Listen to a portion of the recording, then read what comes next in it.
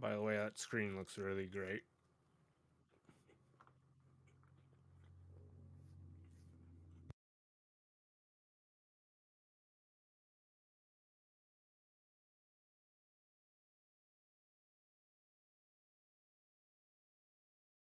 Again, that tracks. I do that all the time. Cause like I went to go edit a bunch of videos for Spaz yesterday and ended up making that video about my daughter that I put on TikTok. So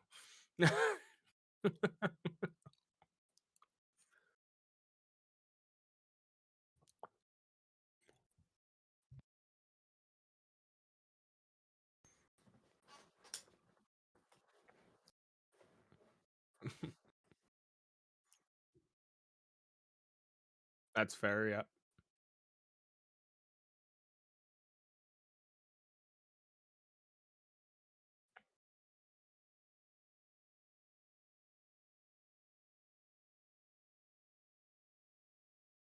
that's fair. Yeah.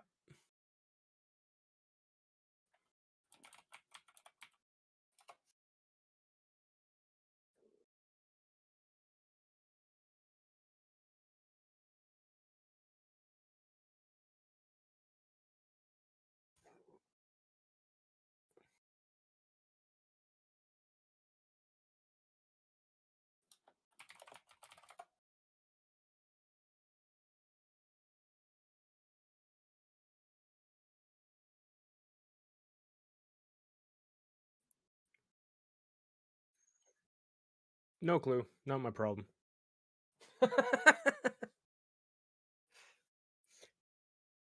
uh, Squirrel Station's gonna be kind of quiet right now for the most part because Spaz is streaming. So there's a couple of mods in there that are pretty good. So not too worried about that. And any of the stuff that I normally do, Tyler can handle himself.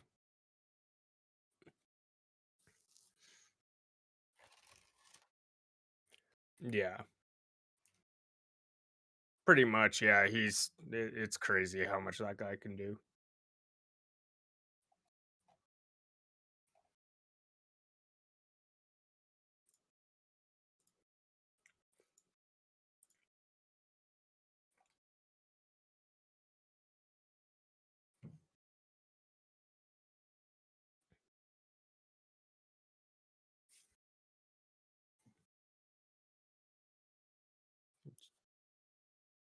Yeah, that'd be a plus.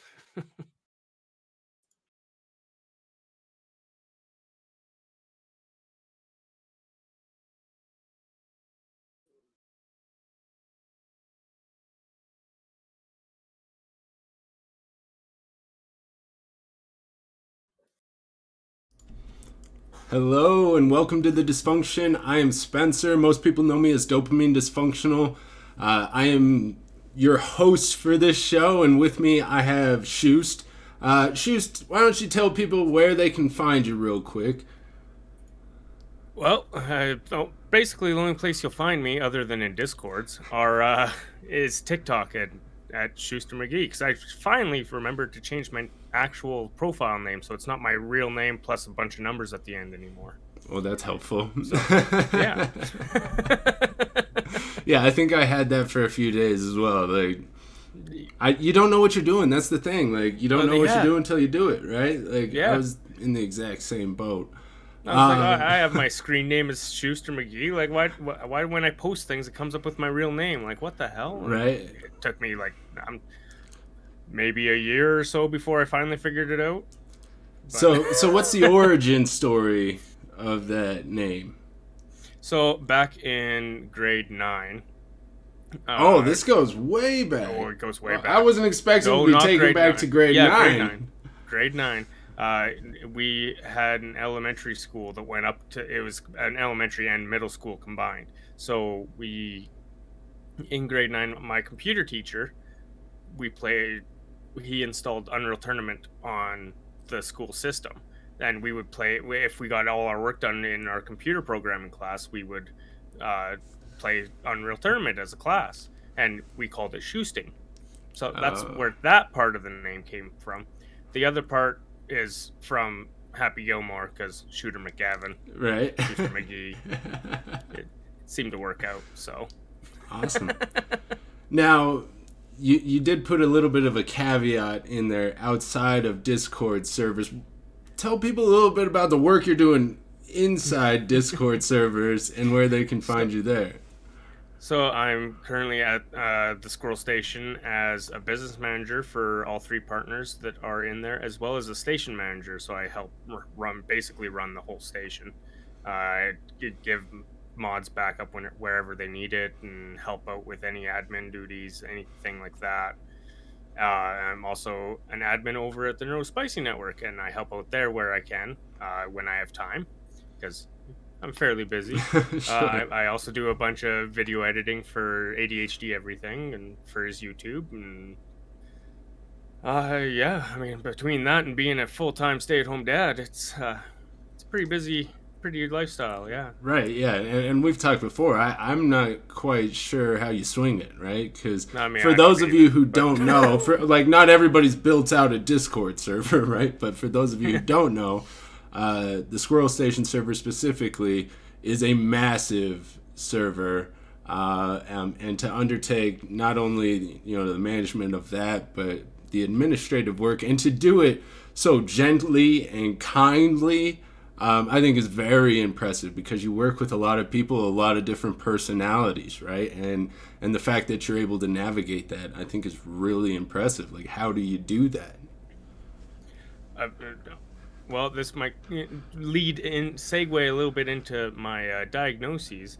I mean, I am formally not formally. I always say formally. I don't know why. It's one of those words that just keeps popping out.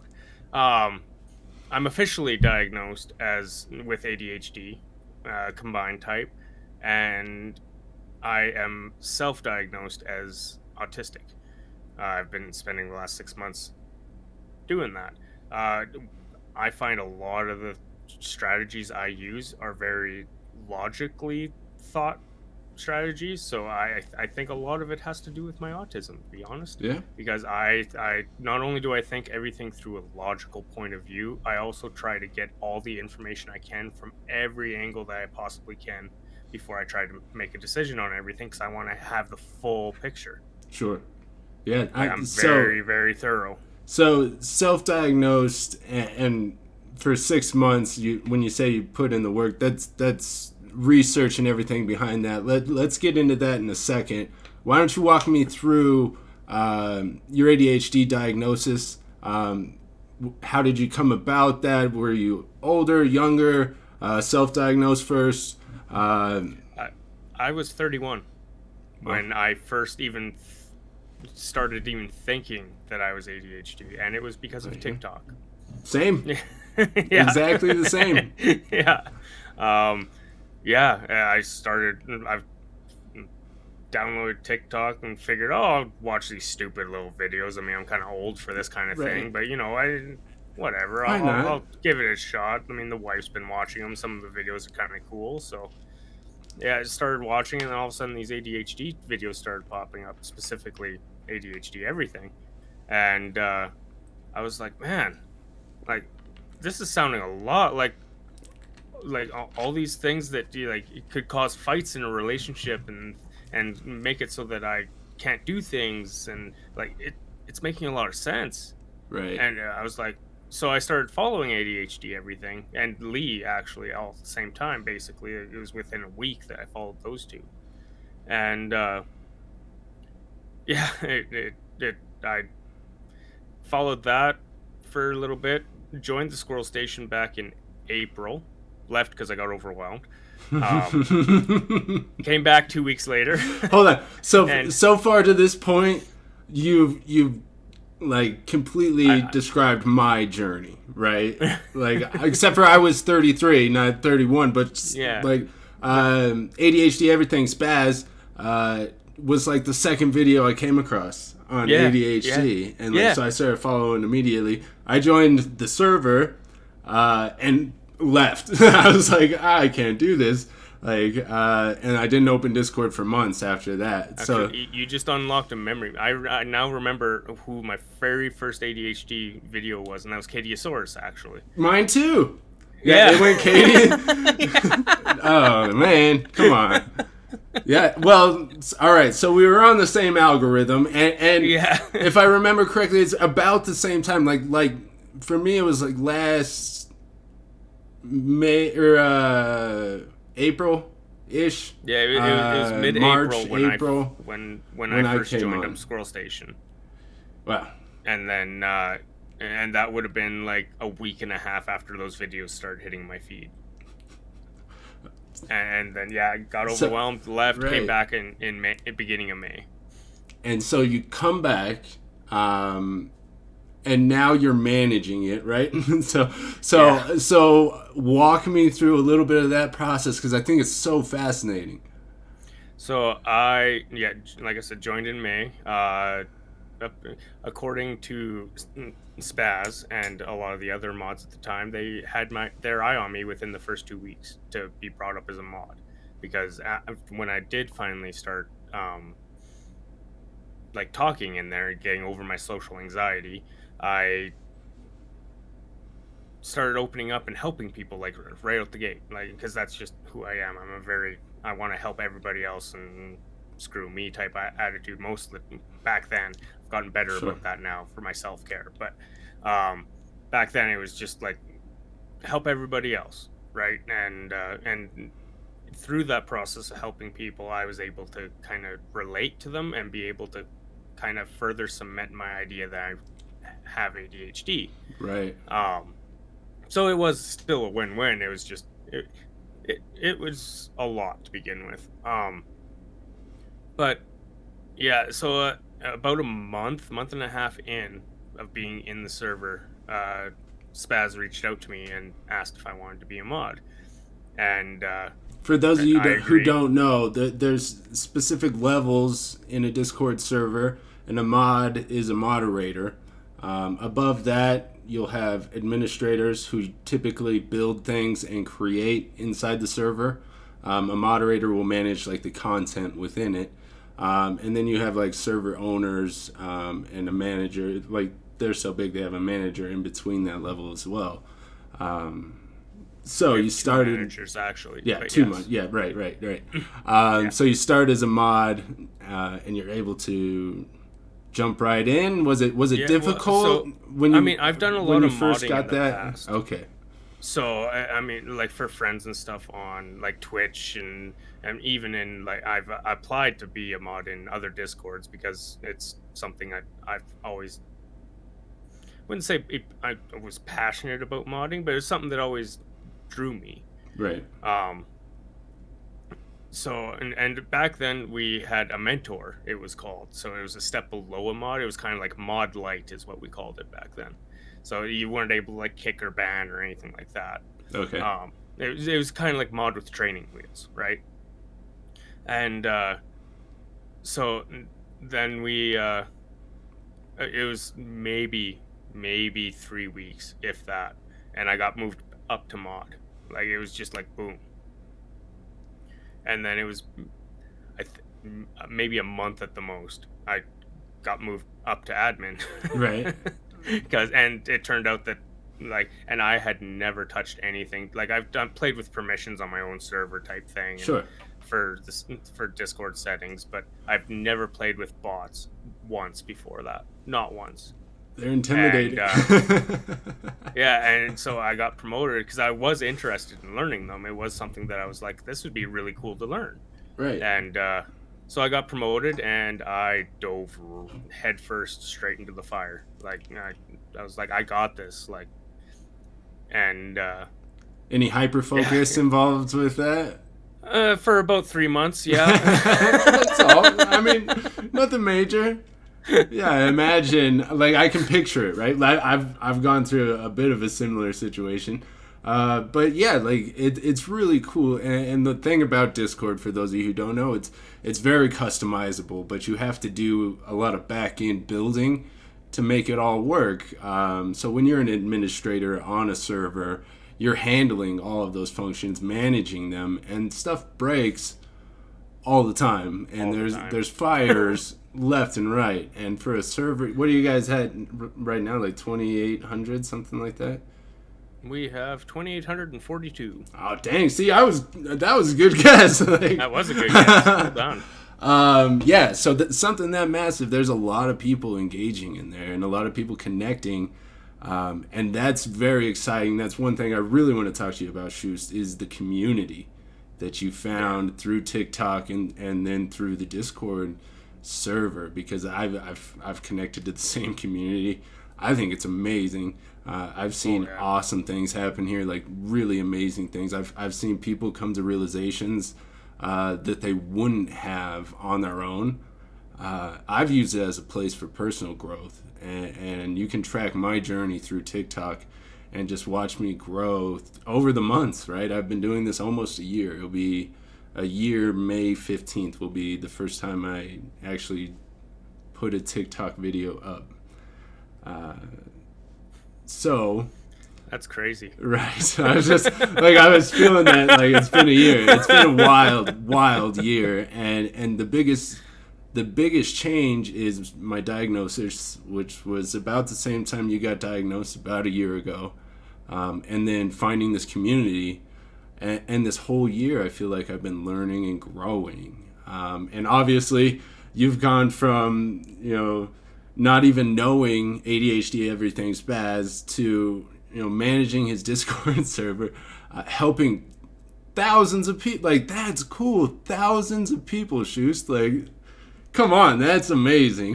So just tell me a little bit. I keep talking, but tell me a little bit about what the community means to you. They mean everything.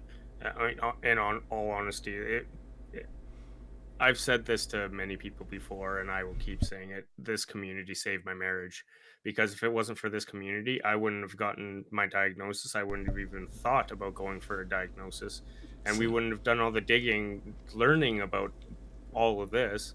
And like, my wife and I, we were on I wouldn't say a fast track, but we were on a track to getting a divorce. Like, our fights were getting more intense. They were happening more and more often as time went on, because she just thought I was being lazy. And I mean, I knew, like, I kept telling her that, like, because I used to work in the glass trade, and I injured my shoulder. I tore my rotator cuff, and so I'm not able to work in that trade anymore. And so I ended up being a stay-at-home husband, and to take care of stuff around the house and whatnot, because any job that I could do, it wasn't worth spending the gas money to go there, type thing now, right? So, and with the wife being a teacher, she makes a decent amount of money, like, up here in Canada, so we don't have to worry too bad. And we were wanting to start a family, so we were like, well, this works out great. Like, I can be a stay-at-home dad, and we don't have to worry about having to get caregiving or anything like that, because if I went to work and we had to pay for caregiving, I mean, all of my paycheck would be going to that anyway. Yeah, so sinks what's the it, point? right? Yep, all down the drain. Yep. Yeah, that makes no sense for our child to spend the majority of its day with a stranger. Right. Well, and there's more benefits than just the money too, right? Like, 100%. Yeah. Absolutely. 100%. But yeah, so we were fighting a lot about, like, me not doing the dishes was a big one. And because my wife would ask me to do the dishes, I'd be like, yeah, I'll do those for you. No big deal. And I would end up sitting at my computer playing games all day.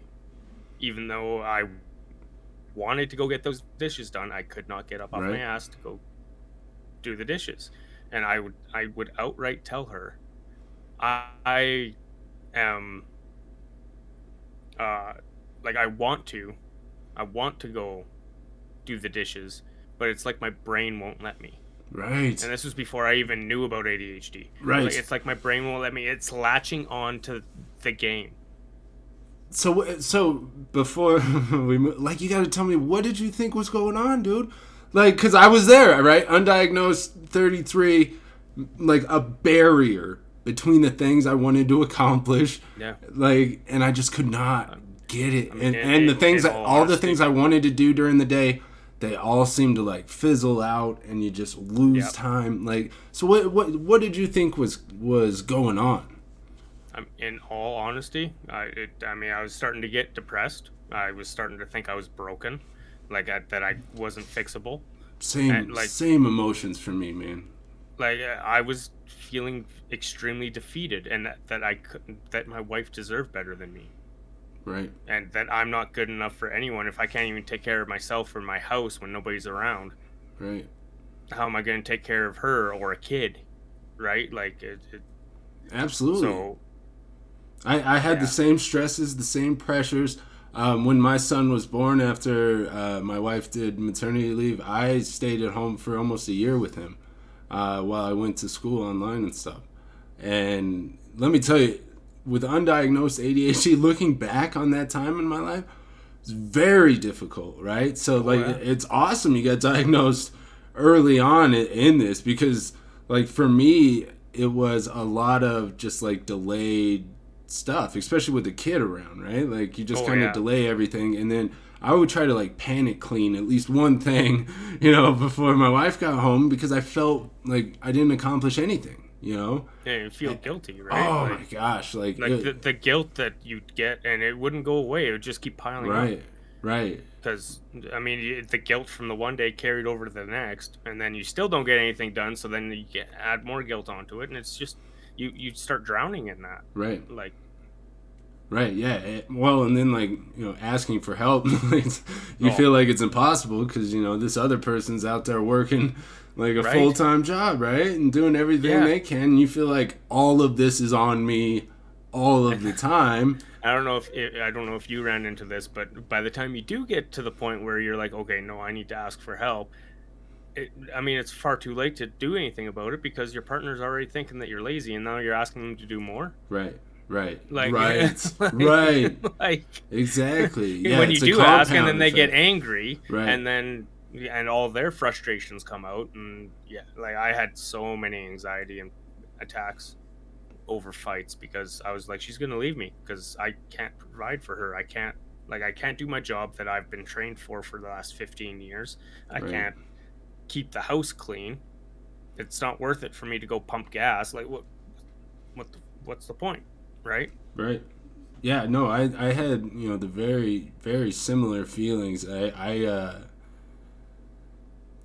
know exactly what you're talking about. Like, what you're saying is bringing back a lot of emotions for me, because, like you said, it's like a shame that you just kind of build up, but there's nowhere to vent it, No. because you can't be mad at your spouse, No. right? Like, they Well, no, they didn't do because anything you're like, wrong, like, and you're they sitting asked you here to do like, something. Yeah. you're like, I just, I didn't even think about it. Like, that's the thing. Like, it didn't Yeah. even cross my mind. It Yeah. wasn't, like, Like I'd blink and it'd be 6, 7 hours later. I'm like, where right, the hell did the day go? right. Like, Yeah, well, and a lot of that has to do with, time blindness as well. exactly. Like it's Exactly. easy to get lost in a day. But I mean, when you don't know about any of that, though, it's like, Exactly. what the fuck? Like, am I losing my mind? Like, I told my wife, like, I was really scared. I was, because dementia does run in my family. And Alzheimer's, and I was really scared. Like, with Mm-hmm. how bad my memory can be, my short-term memory, I was like, I'm really scared of what my future holds. Like, if it's this bad now, what's it going to be like in 10, 15 years Right. Yeah, before we even retire? I Like, was terrified I had depression. Like, I thought it was depressive symptoms when I was experiencing it, and it wasn't for a couple months later. Like, I called a doctor, and they, like, booked me out for weeks, and I just canceled the appointment. But it was like a few months later I came across TikToks, and I was like, oh, that it's not depression, because, like, I was sitting in front of a computer begging myself to work. Just you know how to do the work, you know what you need to do, just you're not doing anything else but staring at this screen, and I right? still can't work, Yeah. and so I thought it was depression. I was terrified. I called and made a doctor's appointment. They're like, it's gonna be weeks away. I was like, fuck it, so I just canceled the appointment. And then I eventually left that job, partly because of the stress and anxiety of that experience, right? Yeah. And then to come across an ADHD video a couple months later, like, oh, all of this actually tracks with all of that, like, Yeah. uh, Well, and like even looking back, like I said, my wife's a teacher, so and of course they get all these screening things. That way, if they think that one of their kiddos might have like ADHD or uh-huh. autism or something like that, Yeah. they can fill out this form and get them referred to a doctor or give it to the parents so that they can move forward with it, right? Hmm. Um, to maybe try to get a diagnosis for them to get the accommodations that they need. Well, she brought one of these ADHD tests home one day and was like, "Oh, I'm just gonna do it for fun," and it was like a score out of I think it was like 64 or something like that, and I scored 58. Yeah. Like, I ace and those tests too. Yeah. I was like, and those that was like 3 years before I even saw TikTok. oh, Like, really? yeah, and we just laughed it off. Like, yeah, okay, haha, right? And But like did you even looking have back, any it's like idea what ADHD was, though? Like, not honestly? really. And honestly, and it comes partly, I think, from the time that I grew up. Because back in the early 90s and even mid 90s, back then they were pumping kids so full of Ritalin that they were zombies. So either they did that or you were a trouble kid, right? Yep. So, and my parents, like I talked to my mom, apparently they did go get me tested. And the doctor had said, no, he's just a trouble kid. So they Right. just, and of course, back then too, if you have a kid with a disability or disorder, you're a bad parent Right. because There's a you caused massive this, right? stigma, Yeah, right? back then it was huge. So I mean, I don't blame my parents for not pushing forward, but man, it would have been nice for them too. For sure. Yeah, absolutely. The stigma is very difficult. I remember thinking the same thing for years. All I really knew about ADHD was a massive like Ritalin epidemic that was in the news for Hmm. years, and Yeah, that's all I knew about was like these poor kids just getting flooded with like Ritalin, right? and yeah, and that was all I really knew. I met a coworker. It had to be what 5 years ago now, and he was like, "Yeah, I have ADHD." And if I would have just taken the time to be like, "Oh, tell me what that is," like, tell me more about that. But I just assumed like it was something that impacted him really bad in childhood and nothing else. So I was just like, "Oh, that's a bummer." And I left. If I would have been like, tell me about that. How's your life? Like I would have learned about ADHD right. 5 years ago. Yeah, And it's like the opportunities are so close. I mean, yeah, what percentage of the population has ADHD? Like right around 5% at least, right? yeah. Somewhere around there. Right. So if you think Seven is about what it, popped into my head, yeah, but maybe I that's don't know that's a for closer sure. number, but right around there, that means 1 in 20 people that I you was gonna know. say 1 in 20 if at 5%. Yeah, Yeah, like it, like, and you're that close to finding out. So yeah, I've been that close to finding out. For you've been that close. yeah. Had you just met one of those people who knows and is willing to talk about it, and that's one Well, of the reasons and why I think we're willing to talk about it, right? the crazy thing to me too is like looking back at all of my friends I had right from when I can remember up till now.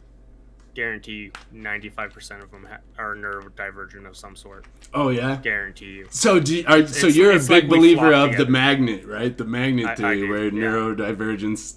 Even one of my closest friends here where I live, like he was the oddest person and would just info dump about the most random shit. But I had no idea he was ADHD. Neither did he. He's also a late diagnosed, but I've been friends with him for almost 20 years. Right. Like and like he's one of my closest friends. And That's I so had no interesting. idea. I just thought he was a weirdo, but I liked him. Well, it makes sense though, right? Like say you're in a classroom setting. Like if you have ADHD, you're more prone to outbursts, right? You're Yeah. trying to be funny, humorous, whatever. You're gonna connect with the other kid across the room who's doing the exact same thing, right? So, funny story about that. So, in grade 11, I I hate English so much. I'm a very mathematical minded person. I'm very logical thinking, so I hated English because it was all theory and like Right. and how do you interpret it? Read Well, I between the don't know. lines, right? Yeah, Yeah, yeah. and I'm like, I don't do that shit. Like that's stupid. And so yeah, grade 11, we I had two other friends who were we were kind of the troublemakers of the school, right? And we, the teacher decided to put us all in a row, Mhm. the four of us, and of course, all we do is turn around and talk to each other and disrupt class and whatnot. So she got fed up and put us in each of the four corners. Yeah, that didn't stop us. We are still known in that school to this day, what, 14 years later, as the Bermuda Square, because all learning got lost between us. Because we would just yell over Right. everyone and throw shit across the room. That's I what I mean, mean, man. Like, yeah, like, you're gonna attract this similar, minded people, yeah, right? And that's yeah. exactly No, what it I is. firmly believe in that. I mean, even now, I'd say my closest friend right now is ADHD everything. Like Right. I go up to his house all the time. We're really extremely close, and I like even just watching his videos. Like looking back, watching his videos, I was like, I can really connect with this guy. Right. Like I feel like we could be really good friends, and turns out yes, we can. Jackpot. But it's that whole we flock to each other because we like even if we don't know, we understand each other. Like we subconsciously know, right? Right. Like So I had a business partner. I have a business partner. When I started talking about my ADHD diagnosis, he's like, "Oh crap!" It's like that sounds like what I do. Oh, I do that. Oh, wait, no, that's something I do. And I'm like, yeah, like, like I see it, dude. Like I kind of see it, but so when anytime anybody mentions that, like that's immediately what I think, because of course you're gonna have your immediate, family, and odds are like it's yeah, passed down, and so everybody's kind of at least exhibiting some symptoms, right? That they've either yeah, picked up or that they actually have, right? And so like it just it cracks me up, like because I've always thought about my family as just kind of being like this normal kind of group, right? And now I've got this yeah, diagnosis, and it's not quite that, you know. yeah. It's not anywhere near that, Right. but And so it makes sense to even be drawn further to more people like that, right? And so you kind of yeah, have to seek that out.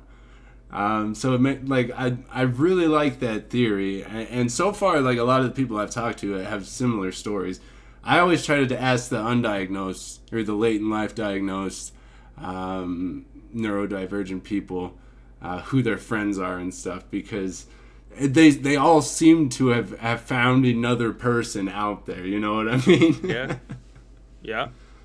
And I found out I actually didn't know this, but my childhood best friend, who we had a falling out because of emotional dysregulation and all that, Surprise, surprise. um, but I found out he was autistic. I Oh, didn't know that back then, but yeah, he was. I mean, he was brilliant. Like we were in grade 4, and he was building microchips, oh, like like full on right. working microchips, like from scratch. He would solder them together. Like he was a genius, man. That's impressive. Like he's gone on to do some pretty amazing things. But yeah, no, like all throughout my life, like I've always been drawn to those people. Right. I think it's fascinating. So you mentioned autism, and then you mentioned you have that self-diagnosis you've That I gone am through. working on accepting. Yes. Right, right. There's a So, lot of internalized ableism that I'm right. trying So to work walk me through. through some of that. Like, how did it first come onto your radar? Because you've As a been. joke. Oh yeah. So we were sitting uh, at the start of the year, right after I became manager at Squirrel Station. It was me, uh, ADHD everything in Lee. We were sitting in the one of our chats, and Tyler's or Spaz has been working towards like looking into it himself, and so he found all these quizzes to take to give an idea of if you might have it or not, right? Mm-hmm. Because somebody had mentioned it to him, and so I was like, you know what, for fun, just shoot it over to me, and I think Lee had actually asked first, and I was like, you know what, I may as well too, seeing as how I'm here. Mm-hmm. Yeah, I scored higher than everybody. I think I've only found like 3 people who've scored higher on those tests since Wow. then. Yeah.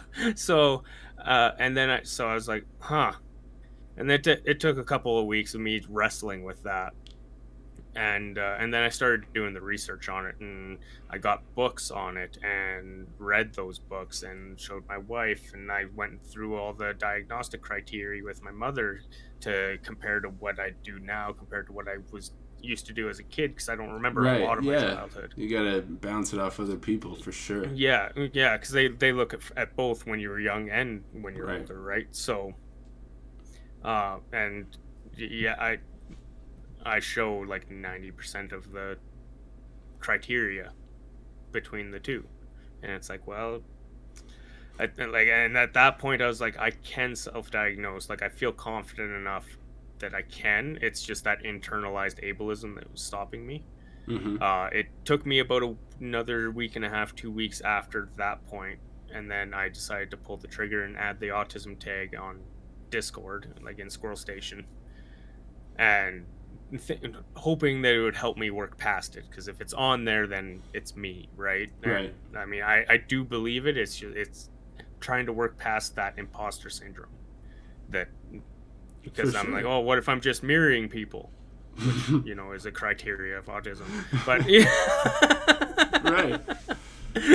Right. Well, it's But very hard to come to that conclusion because, yeah, well, I have an ADHD diagnosis. I always say self-diagnosis, unless your doctor totally blindsides you with some news, right?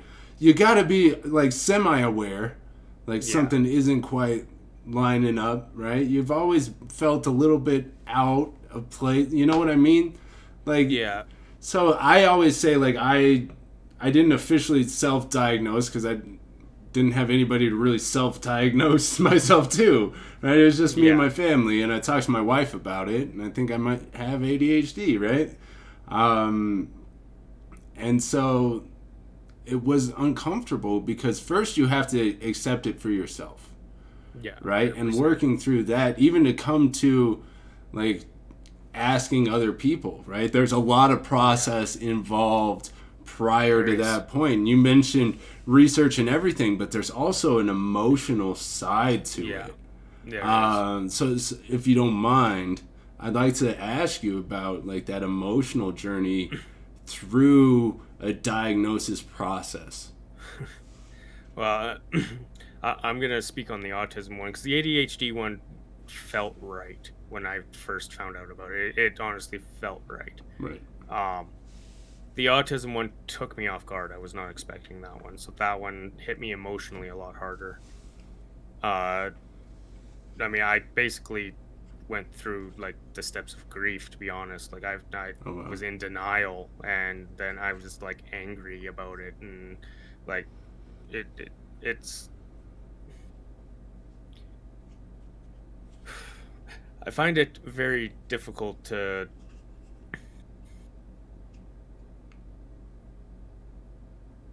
put into words how I feel, to be honest. It's like I said, it's something I'm still really struggling with, Yeah. and it's my it makes a lot of sense, and like logically, that's how come I keep the self-diagnosis, and why I keep saying I'm self-diagnosed, because it does make a lot of sense. It fills in a lot of boxes, and my wife even said that, like, after even being on meds for ADHD for 8 months, my when I talked to my wife about the autism and like showed her the criteria, and she was like, this actually fills in more of your boxes than the ADHD does. Right. So, and I think that was kind of my turning point of starting to accept it, but Right. it's still really hard for me, especially to people who are not understanding of it, like because like with my family, some of my Oh, family, like because of the stigmas and shit, right? right, Like I I want to tell people, but at the same time, if I tell them and then they're like, oh, blah blah blah, you're not going to be able to keep your kid, blah blah blah, you know, shit like that. right, It's it makes it really hard to open up, especially to those who you feel like you can trust, but you're not 100% sure when it comes to that kind of thing. right. Well, it's a huge deal, right? Yeah, And it's a massive deal. unfortunately, it it requires a lot of vulnerability, which it Yeah, shouldn't, right? If you think no, about it, it shouldn't be a big it deal, shouldn't. right? It's something that you've lived with your entire life. That diagnosis really doesn't change anything, right? No, Except for now I you mean, have tools, right, and yeah, knowledge, which is always good. Uh, but that you're right, like that there's a lot of fear and there's a lot of ableism built around that, structured around yeah, that. And so, for those of you who don't know, when Shoost is mentioning internalized ableism, it is the ableism that we place on ourselves, the societal norms that we've internalized, right? And we've normalized and we practice ourselves. And so, fighting that, one, you have to be conscious of it all the time, which is really fucking hard, really hard. right? That, Like I that's still one of the fighting hardest myself, things. telling my son, like, you just have to try, and it's like, oh God, I know what I'm saying, but like I just need him to try, like, you know what I mean? Like, I wish I could remember what I said to my wife just a couple days ago, because it was the exact same thing. Like it wasn't try, but it was something. And she was like talking to my daughter, and I was like, no, we need to word it this way. Like we need to start training this ableistic mentality out of ourselves, and so we don't transfer it to our kid and cause our kid to have the same kind of shit that we're going through. right, right. It's hard, like that, and I swear, just even being conscious of it is the hardest part. Like I'd love to constantly be on guard and be aware and like, you know, Right? but like I just slip into the state of just unawareness, you know what I mean? Yeah, yeah. Like I can't constantly be focused, constantly be vigilant, constantly do anything like that. So it makes No.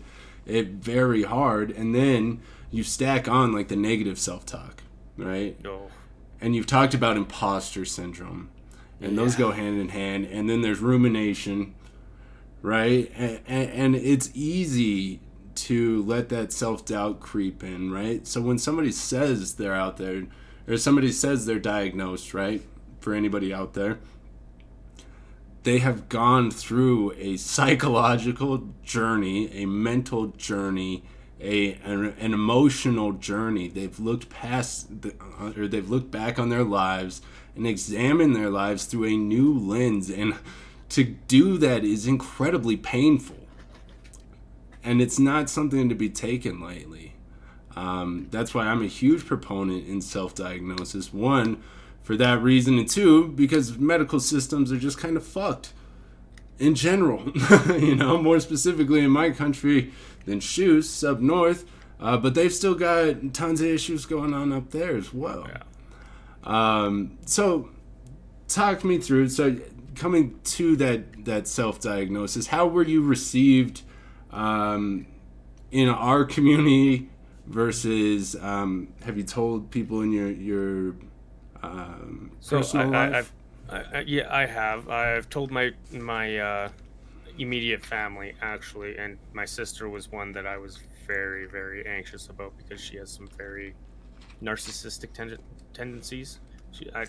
I wouldn't say she's full on narcissistic, but she's got some tendencies there where things have to be about her type idea, and like she means well. I know she does, and I do love her and everything. It's just sometimes she can really get under my skin, you know, as siblings do. Sure.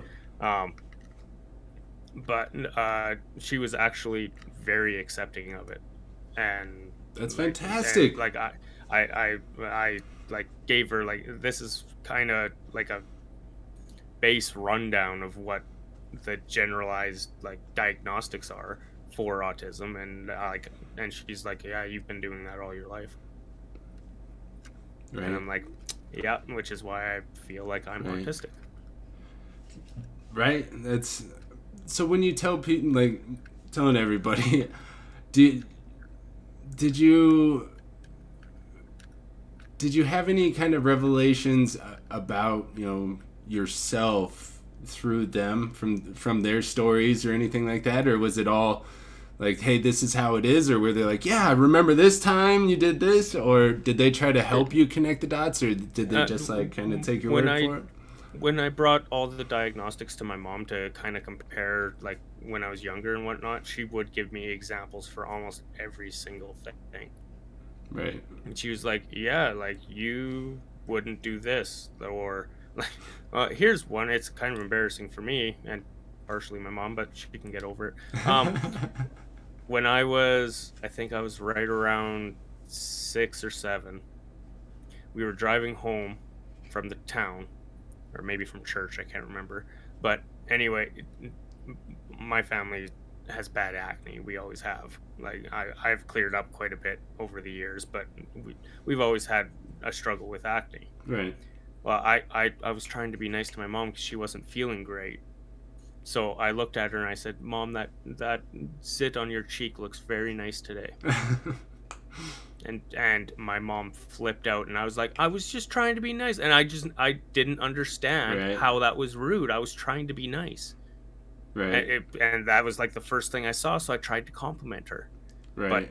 of course, you don't compliment a zit. Like I know that now, but like I had trouble understanding that kind of thing, right? Right. And that was one thing that I had actually forgotten about, and she brought up, and I was like, oh yeah, I remember that. Right. The social normative aspect of an autism diagnosis, right? Like there's a lot Yeah, of keys to that, right? yeah, And so you have to dig through your childhood like that, and to come across those memories, right? One, it can be kind of interesting to do. Two, it can be kind of painful, right? Like some of that just yeah, sucks. Like I'm sure it doesn't feel great for your mom to think back and be like, I know my mom always apologizes when I tell her stories. I'm like, Mom, you gotta stop apologizing. Like, you can't change anything, right? Like I'm just trying to tell you a funny story about my ADHD when I was a kid, and you're like, I'm sorry, I didn't get you help, right? And I'm like, I can't even have a conversation with you about my it. Like, yeah, my mom does that too. She also goes to the other end of the spectrum at the same time though, and then says, that's a lot like me. Like when I was going for my ADHD diagnosis, yeah. I was trying to explain to her some of the things that how my brain works, and she's like, "Huh, I might have that." And I was like, "That's great, Mom, but I'm trying to discover myself right now." Like, That's funny. Yeah, but my mom watches the video with my dad every week, and she always sends me texts like, I learned a lot, and it's like, okay, good. Like that's why I'm doing this. That's perfect. I love yeah, it. Like yeah. So I get a lot of that too. It's always interesting to me to have their feedback. That's yeah, why I ask you, is because I relate so much to like everything you're saying. Not the autism part, because yeah, I took that test with friends, right? Just the same that you did. I didn't score I hardly registered at all. Like they showed you the web afterwards, and I had like yeah, one yeah, little square that was ticked in. And I was like, oh, okay. But I always encourage people to take that test. One, for the situations like you talked about, right, where you're like, oh wow, actually I scored higher than anybody else taking this test. But two, oh, we're getting rated.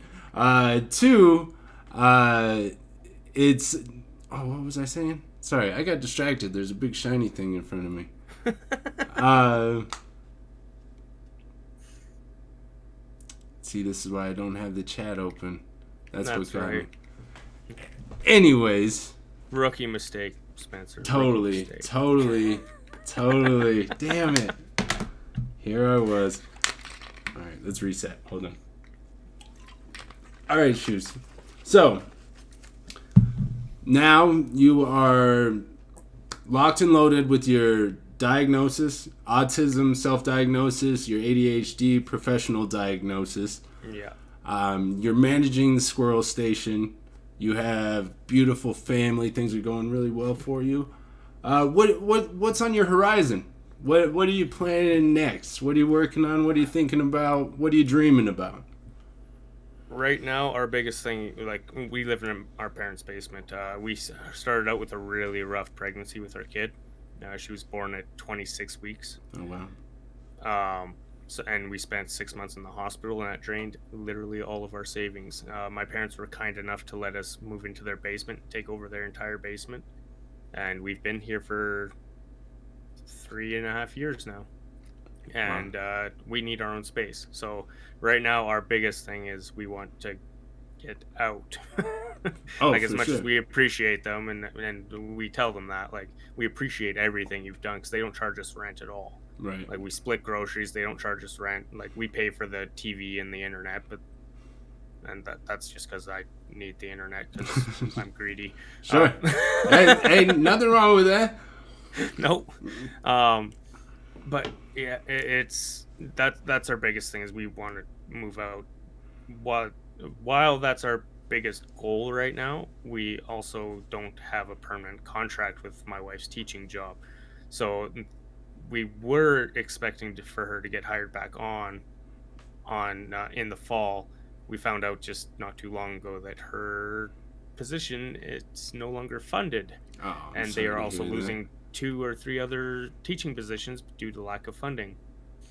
So we aren't sure what we're gonna do. We actually had a talk this morning. We might think about changing cities, and because we've been in this city as much as I love this city, I grew up in this city, right from grade 9 all the way up to well, basically when I was 23. Like I've lived here, so like I this is my home, and she's adopted it as her home. Like she loves it Right. here.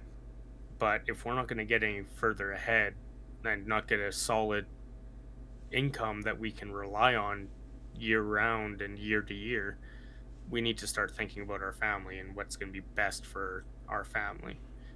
Especially now before the kid starts going to school and making friends and things Right. like that, because I got moved around 3 times when I was going to school, and I had to make new friends each time, and as a neurodivergent that is not easy. Oh, I can And imagine.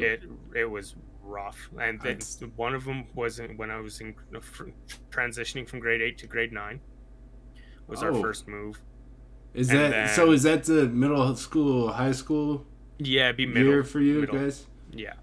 Oh, Yeah, so elementary for us was like kindergarten to grade 7, and then we had middle school in British Columbia where we originally lived, that went from 8 to 10, and then we had senior high which went from 10 to 12. So okay. in junior you could choose to stay back in the junior high for that one extra year, and then you only had 2 years in senior.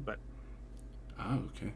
But yeah, so we moved when I was in just going into grade 9, just started making new friends again finally because I had switched schools from grade 7 to grade 8 Mm-hmm. because I went from elementary to middle school in BC, and then spent 1 year at that school, moved down to this other school for 1 year, then went to high school or senior high school in grade 10, was there for grade 10 and half of grade 11, and then they moved me to a different school for my Oh, last year and a half.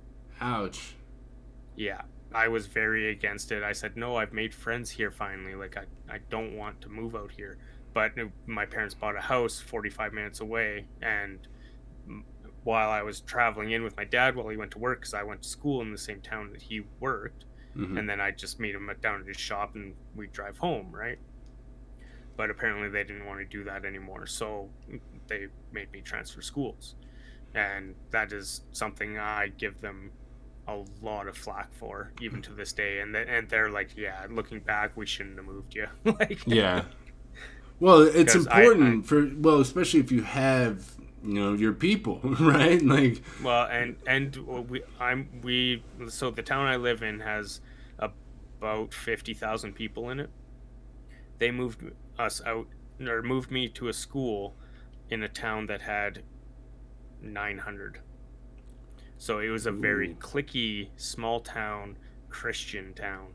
and it was not a fun time for me. Oh man, I mean, so you mentioned the autism with that, right? Like, so let's look at it through that lens, if you don't Yeah. mind. Like, this obviously Oh yeah, this is 100%. shitty and painful, right? But let's talk about changing schools, changing environments, changing Just routines. any change.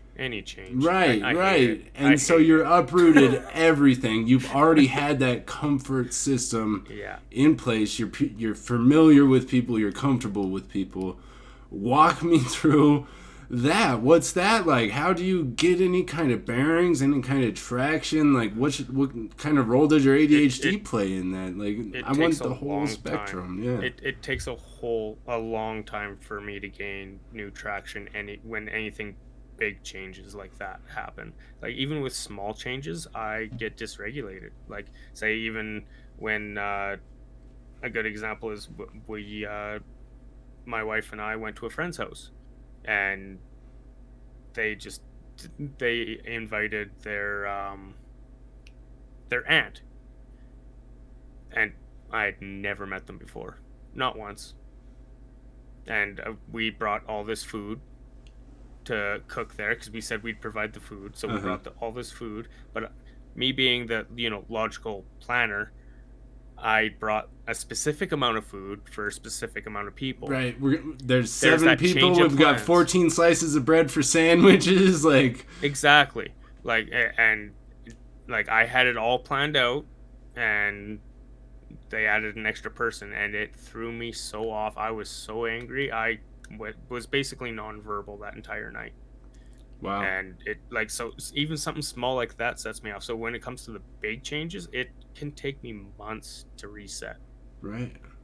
because it's such a big change, especially when you're moving from town to town and then larger distances apart, Right. because Exactly. you got to change your doctors, you got to change your phone numbers, you got to change your addresses on all your mail that's coming in. You got to like there's so much that you have to do. Right. Well, and And tie that so in with you have ADHD. When I have and to I was do just that going to crap, say, I can't even get it and done. yeah, and then and then add in the ADHD where you can't get yourself to do it, and it takes a long time, and it's extremely stressful. So I try not to change things ever, and like even changing furniture, my wife has to get my permission to change furniture around, like just to move it from this wall to this wall. Because if Right. I come out and she doesn't give me a heads up about it, I will freak. Just So, absolutely freak. so what's that like? If you don't mind sharing, I don't know where the line is between asking you personal questions or too personal or not. I'm a pretty open book, so So what is it like when when you feel like that meltdown kind of coming on? Are you aware of it, or is it something that I your am emotions kind of now. take over, like Venom?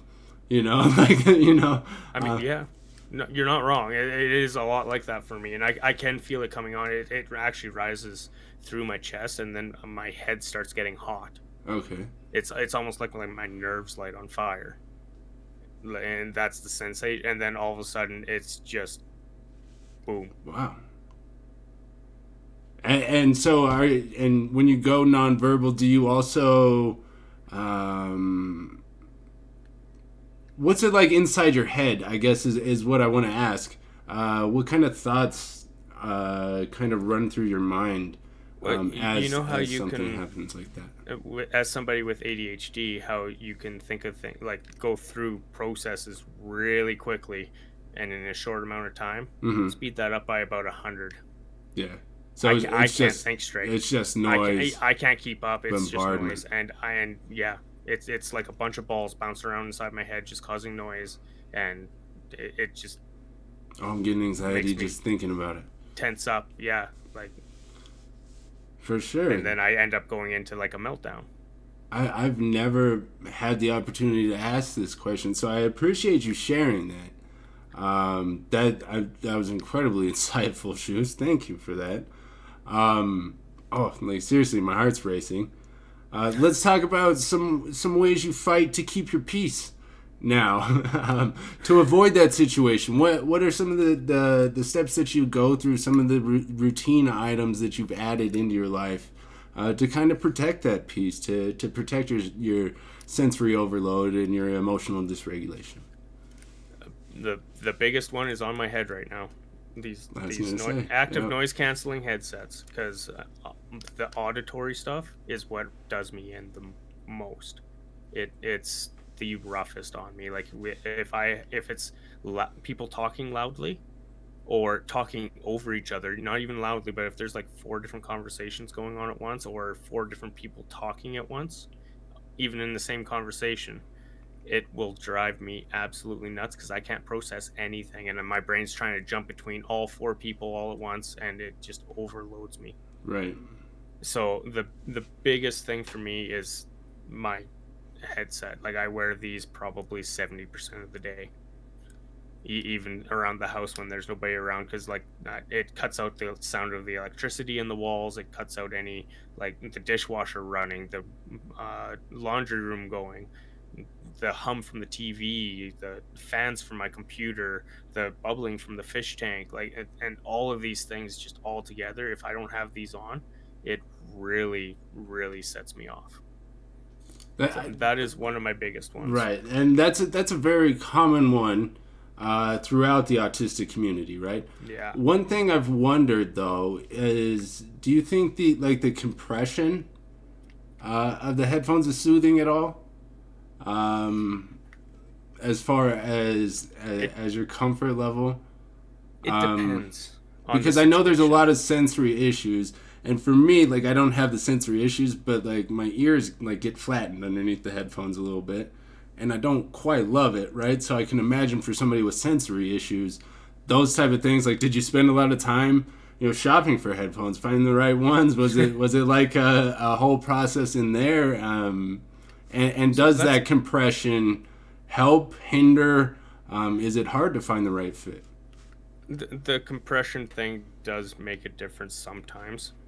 Again, it depends on the type of headphones. Like with these, with the noise canceling, it's almost like, even though that they're sitting on top of my ears, it feels, or sounds and feels like my ears are inside like glass containers. Right, like so hollowness or emptiness there. Yeah. So that way it doesn't bother me. When with regular headphones, they have to be a specific material, and if they aren't that material, they will drive me nuts. Okay, so you also have a texture sensitivity. Oh, very much. Now, when I say I'm not a sensitive person, very often it's just two textures really for me. It's that cotton wool feeling, and like the microfiber.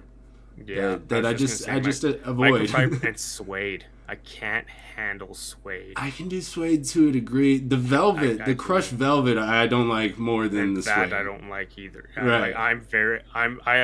I also have very sensitive skin. Like, my wife has to use all non-perfumey things. Oh, really? Like, that's another thing that sets my sensory off, is smells. Like, I can't go down like the laundry detergent aisle in like Walmart. I can't. Otherwise, I plug up, I get a massive migraine, and I go into like a meltdown. Wow. Like, so I have to send my wife down there, and I have to stand at the end of the aisle because I can't go down there. That's so interesting. I guess I never thought about it, but I mean, so we're talking every sense, right? Because I know about the visual, overload, right? That, tons of lights, bright colors, quick changes, things like that. We obviously talked about the auditory.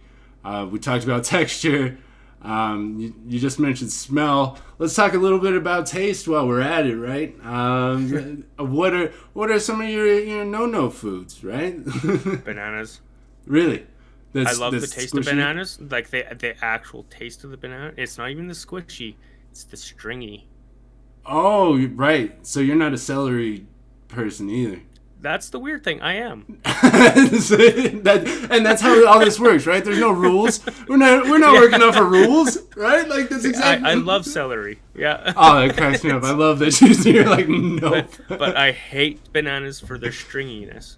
That's interesting. I've never heard that. You got me there. Like, that's a new one. Yeah.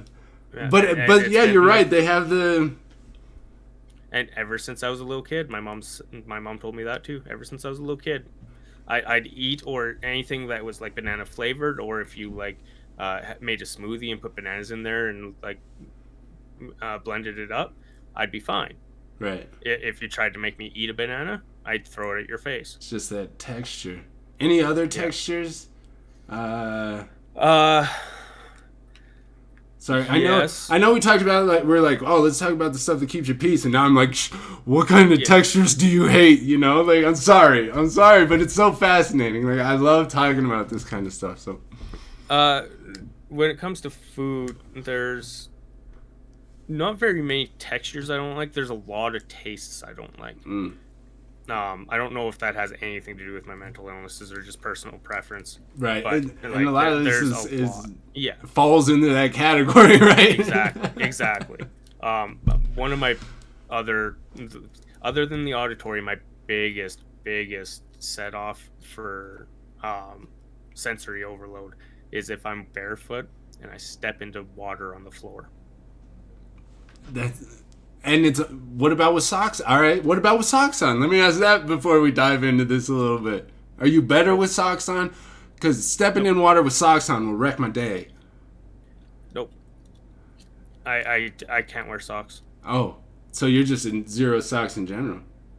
For the most part, I think I have like 6 pairs of socks, Yeah, and that's I only do laundry once every 2 weeks. Right. Like I barely wear socks unless it's like cold out and I need to put them on. I'll tough through, right? But like I'd prefer to wear sandals all day every day. Really? Yeah. Now, so you're not barefoot in your house? Are you barefoot in your house? Nope. It's a weird thing to ask, but you know why I'm asking you, right? It's not a weird thing to ask. Because yeah. For me, it's not a weird thing. Right. That's what I'm saying. For us, it's a very common question. For those of you out there wondering, like, what the hell we're talking about, when I'm at home, I'll wear my shoes all day long. All day long, especially if I have something I have to get done.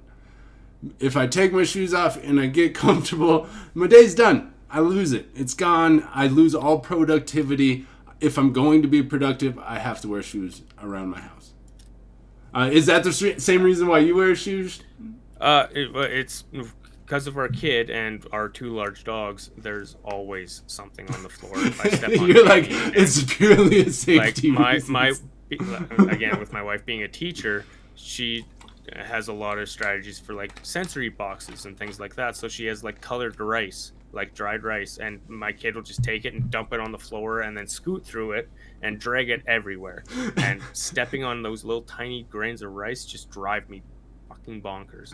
Right. Speaking of, has your kid played with the kinetic sand? Oh yes, that's another one that gets dragged all over the house. Yeah, that's what I was gonna say. Like that is everywhere in my house.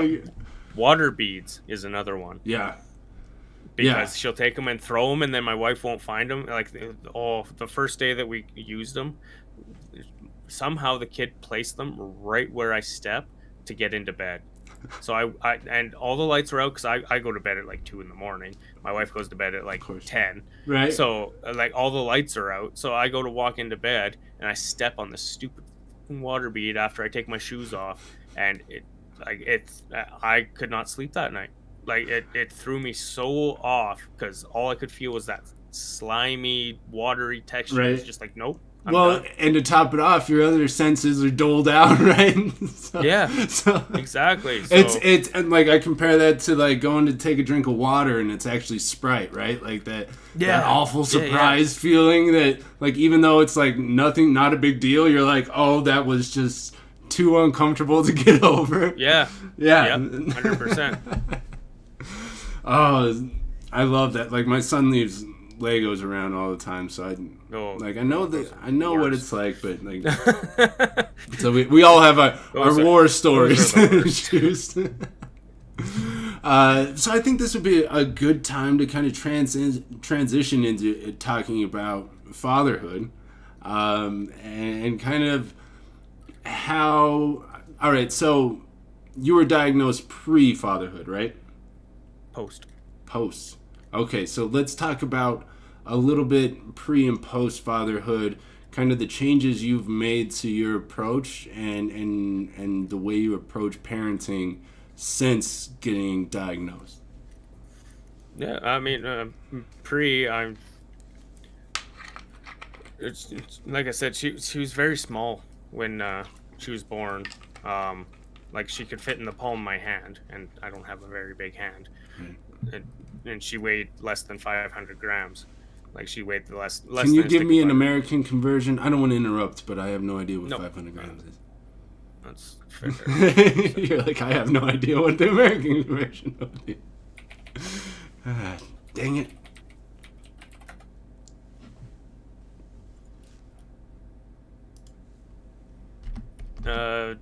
17 ounces. Oh, wow. Yeah, Wow. Okay, so that's tiny. That's itty bitty, Shoost. yeah. She was under a pound. Yeah. So how did you manage? So all right, I'm gonna ask. Did you get into emergency mode, like emergency kind of hyper focus mode? Because I'm not sure what I would do in I that situation, and so I'm I really I didn't interested. have a choice actually.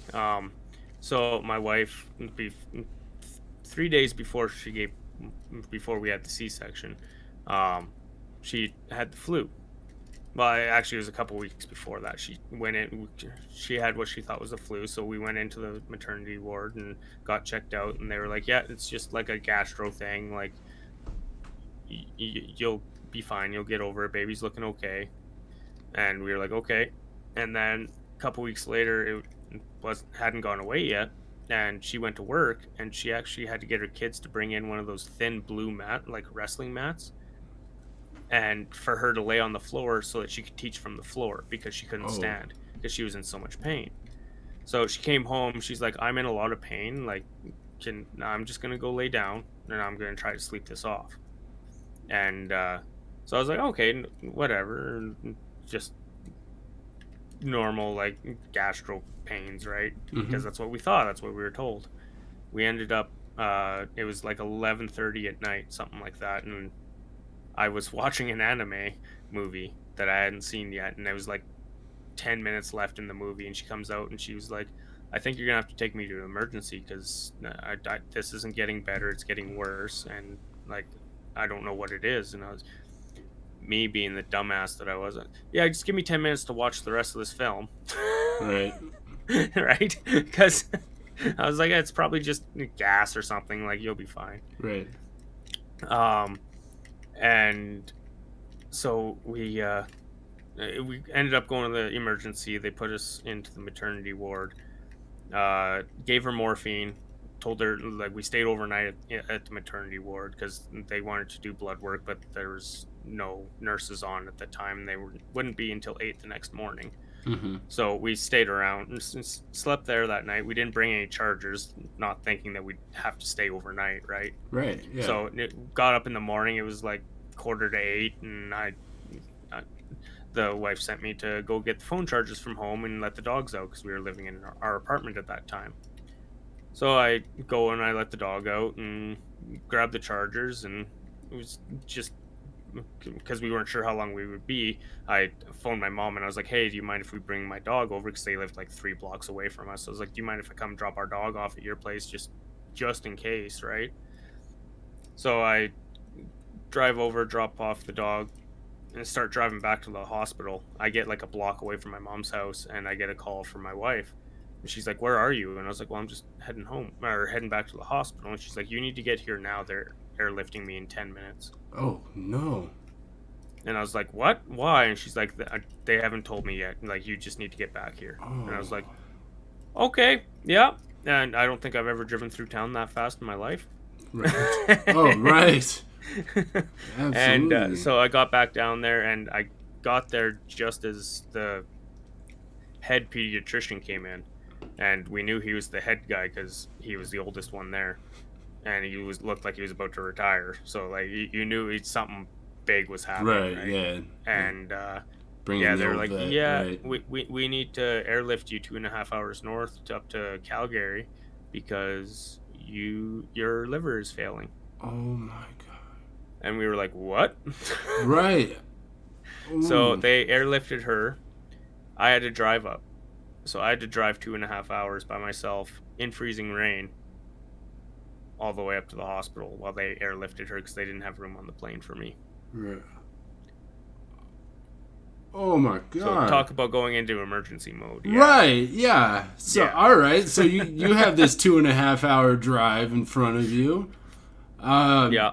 Rumination abound. I'm sure. Are you trying to call people, or are you Yeah, focus I mode? called a few people. I did stop to see my dad on the way out of town because he was working at a job on the way out. So I just stopped and to kind of let him know and in person. And then as I drove up, I started calling a few people like my sister, the guy who was my best man at my wedding, and a couple other people, and yeah, we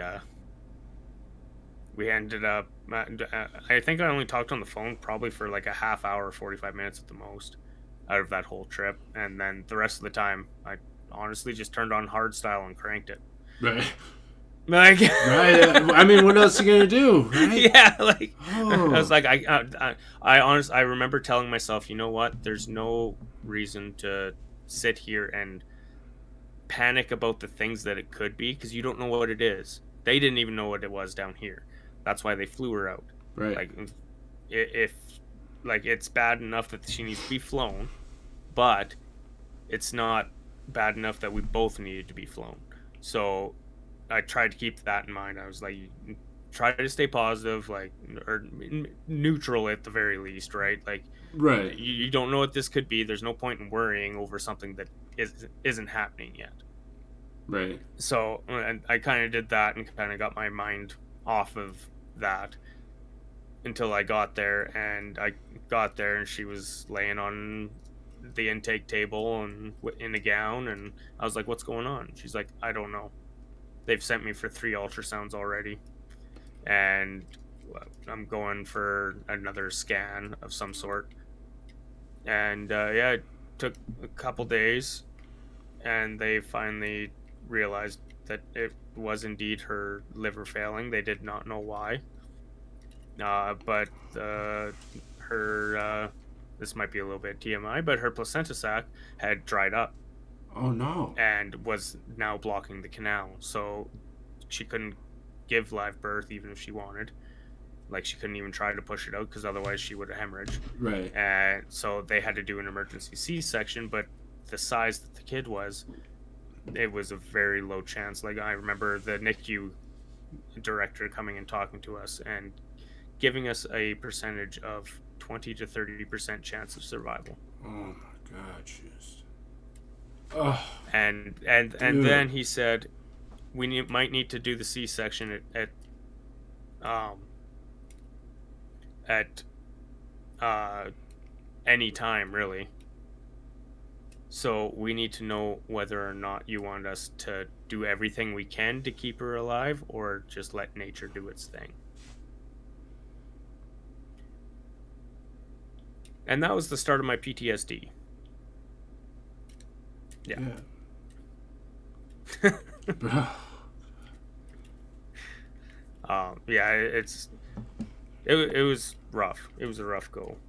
I mean, obviously, like we did weigh all of our options. Like our initial thought was no, do everything we can. But me being the logical mind, even in that state, me being the logical minded person that I am, I was like, well, that's not a very good chance. Like, is it even worth like staying up here and giving ourselves that hope for a 30% chance? Right. Like, is it worth getting our hopes up for basically nothing? And I mean, we talked it over for a good like 3-4 hours and came to the decision like, yeah, you know what, then we said, you know what, let's do everything we can and then we will have zero regrets. And yeah, I mean, she's been a journey, that's for sure. Yeah, and you just posted an amazing video about her. So I knew she was a preemie, but I didn't have a whole backstory, and I'm fucking Yeah. crying. You got me crying on the show. Congratulations. First guest to get Thank me you. there. Wasn't expecting you to be the one, but here we are. Oh, dude. Okay. How have you been managing since? Like, how I don't even know where to begin to ask, because I want to know so much about like how you processed that event, and like what I you kind haven't. of learned from. That's the Right, short answer. I haven't. right. I can I imagine. tried going for therapy for it. My wife got into therapy right away as soon as we got down back into our hometown, and into the NICU down here. She got into therapy right away for postpartum PTSD, all that. She was in therapy for over a year, had no issues at all. I got bounced around 4 different clinics, and nobody would do anything except for give me these questionnaires, have me fill them all out, and then at the end, after they told them, yeah, you might have PTSD, but I can't help you, so you need to go here. Right, Because because I'm just a consultant. I'm not a therapist. Well, the last person told me that there's a therapist here, like, right, and that happened 4 times in a row, and I got completely discouraged, and just I was like, no, f this. Like, I'm not going through this song and dance anymore. right. Like, It's hard. so Like, I made my own coping mechanisms. I dealt with some of the bigger shit that I knew was on my mind. Like, I forced myself to face that, but anything else that wasn't coming up on the foreground, I pushed down because I wasn't getting help, and there was no sign of it. right. So I can totally sympathize with that aspect of it, right? So often that's what we do. We're really good at ignoring our own needs, right? At ignoring our own pain. Like I walked yeah, around with years with broken molars, like broken in half, like missing teeth, like broken teeth, and just walking around life living. And when I got those replaced, I could not believe how good I felt. And it's like yeah, I've been living years with this pain, not even yeah, realizing how much pain I'm in. And then you take that to another level, and I've been doing that emotionally my entire life, right? Like hmm I've just been oh yeah, emotionally shut off, unaware of what I was actually experiencing, and like my diagnosis has helped me unravel a lot of that. Yeah, man, like that's. I'm sorry to hear that like you're turned away, because it is discouraging. yeah. It is. I mean, it's been 2 years since I stopped looking for a therapist, and I mean, I'm not saying I won't go see one. I do plan to go see one. I just I can't see it being anywhere in the near future because I'm still extremely discouraged by it, and I find it very hard to try to open myself up to that again. Well, that's the thing. Like, there's so much trust and vulnerability. It's not Yeah. easy. None of that is easy. Um, Nope.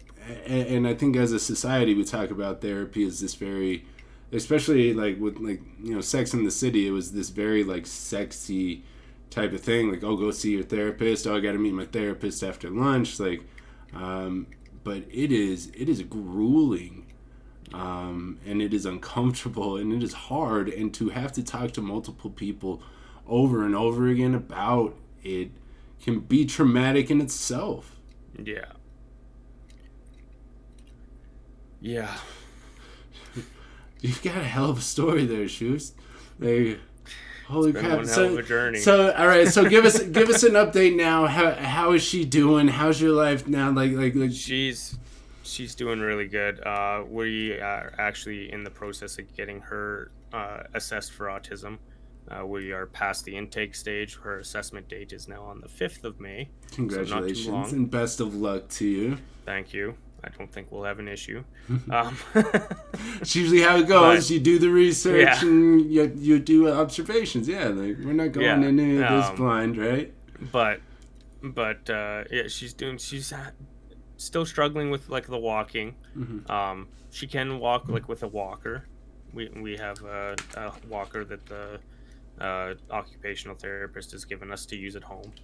But she's starting to actually stand on her own Oh, fantastic. without hanging on to anything, which is huge for her. She just started that this week, and like Oh, she you gotta be stood there so for proud, right? Like, oh, oh, just beaming, I you know, bet, huh? I was proud when she stood there for like 10-15 seconds without hanging on to anything, just steady. But let me tell you, when she lost her balance a little bit and swung her arms to regain it and stabilized herself again without touching anything, oh my god, man! Like I know it. that just Ah, love it. It's life changing, right? Why these kids yeah, just they change who you are, right? they Like do. I'm nothing like I was 5.5 years ago when my son was born, No, right? It's such a journey, and let me tell you, like being able to look at it through a neurodivergent lens, I look at parenting a lot different. I think I have a lot more. I don't even say like forgiveness for my parents because I have a great relationship with my parents. I have an understanding, right? Because I was yeah, undiagnosed, right? So when I hear people talk about, they got diagnosed young while their parents weren't diagnosed at all, like there's a disconnect, right? But with my parents, I was an adult. I lived the same kind of experience they did, right? Of being undiagnosed and having no idea and just trying to work through life. And I think one really cool thing is I think it's given me more understanding of my family structure and like how my dad always interacted with me. And so I was not only able to look at like my kids and how like awesome it is and how amazing they are and like how I see like symptoms interact with them and stuff like that, but I can look back on like my grandfather who like passed away when I was 12, right? And I can look at those yeah, memories and think back on like the way he was acting and behaving and treating me. Reflected a lot on like the way my dad acted and behaved and treated me too. They're all great guys. Like I'm not saying like they beat me or anything. That sounded weird. No, but you know what I mean. Like, but those yeah, yeah, mannerisms and the like just be quiet, put your head down, focus on something while you're in a project. Like don't yeah, talk a whole lot. Like let's just get the job done. Type of dudes, yeah. right? Well, and that's how I grew up too. Like both my dad and my grandfather was like that. Um, like it, and if it was also that generation of what, you get hurt or your feelings get hurt, suck it up, Right. brush it off. You're a Yep. man up, Right. right? So it's that kind of and that's some of the internalized ableism that is hard for me to get past too. Like when it comes to opening up, Right. and when I do open up and I get rejected, like I have with the therapists, it's it really takes a toll because I actually worked my way to get past that internalized ableism, Right. just to basically be told, man up. Right. Yeah. Oh, it's a fight in itself, right? And Yeah, I feel like let's talk about being a stay-at-home dad, right? And the societal norms that we face while we've done that, and oh, the pressure that we feel from other people, and the ridicule you see on I was gonna say the TV. ridicule, even in real life. Right. Like the It's amount of times that both women and men have said to my wife, "Well, isn't your husband going to go back to work sometime so you can stay at home with the kid?" right. No, that's Right. not how our family dynamic works. Right. It's Like, and it's so uncomfortable to have to explain that to people, yeah, right? Because it's just an assumption that they've placed on you, right? yeah, And so I think back on like that pattern of like this big strong quiet guy, just do it, do whatever you can for your family, but most of the time just be quiet and try yeah, not to complain about life. Like that like described my dad like to a T. yeah. Mine too. But like we have both experienced different roles, right? We Yeah, we have we have been in that stay-at-home dad role that goes counter to what the gender norms are in society. So we're opened up to the backlash from it, right? Like we've gone yeah. through it, and to tell somebody that you meet, like, yeah, I'm a stay-at-home dad, and to have them go, oh, why? Like, why? Like, somebody's got to I mean, watch my children. What do you mean? And even honestly, even some of I hate to say it, but the sexism, our pediatrician, I refused to go see our pediatrician because before my wife went back to work, we had already decided I was going to be a stay-at-home dad. She'd go back to work. Mm-hmm. So, but we would both go into the doctor's appointments because neither of us were working because she was on maternity leave. So we would both go in, and even though I'm the one that's a stay-at-home dad, and even after she went back to work, and like that, this is where it really clinched it for her, that the pediatrician would look at her and ask her the questions. Oh yeah. And or I would answer, and she'd look at her for confirmation, and she'd be like, I don't know, I'm not at home with the kid. Right. Like I go to work every day. Like how the fuck am I supposed to know? Right. Right.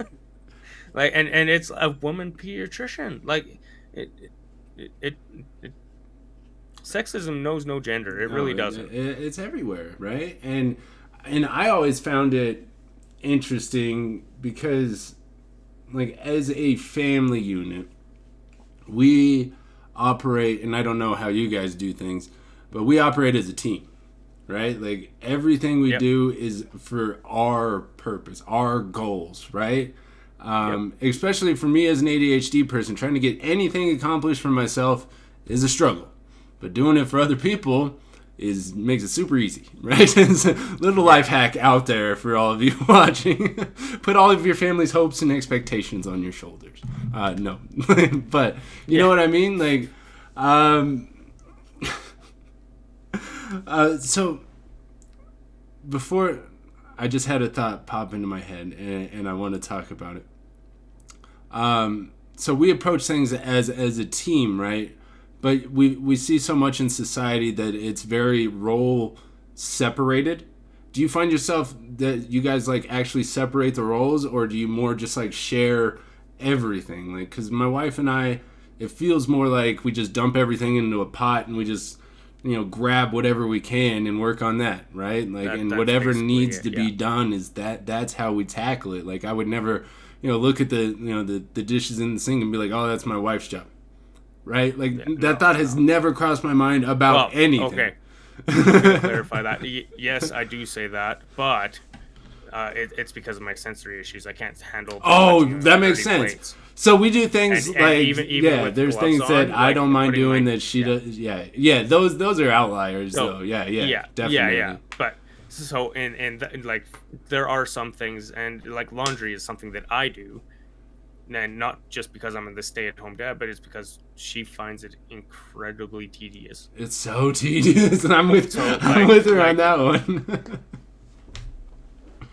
As of late, like, we've kind of switched more into a role system with the laundry. Like, normally I'm the one doing the washing, and then she does the folding, because with my ADHD, I find it very difficult to focus on doing that while watching the kid and doing everything else. So and managing a server and all that on top of it, right? And so like we try to split things up as much as we can so that no one person is getting all of the load, right? Or more of the load than the other person, because like we both look at it like we both work. It's like she goes to school and to teach. I'm at home with the kid, and I have the server stuff. Like, we consider that a job of sorts because I'm busy doing stuff. Absolutely is. Right? It absolutely is, right? Because if you weren't doing it, like, it's not going to get done. Somebody's going to watch that kid. Somebody's going to work on that server. Yeah. Exactly. So it's like whenever somebody's like, well, he's just sitting at home. Well, no, he's not. Like, you have no idea. And we get that from my sister-in-laws all the time on my wife's side.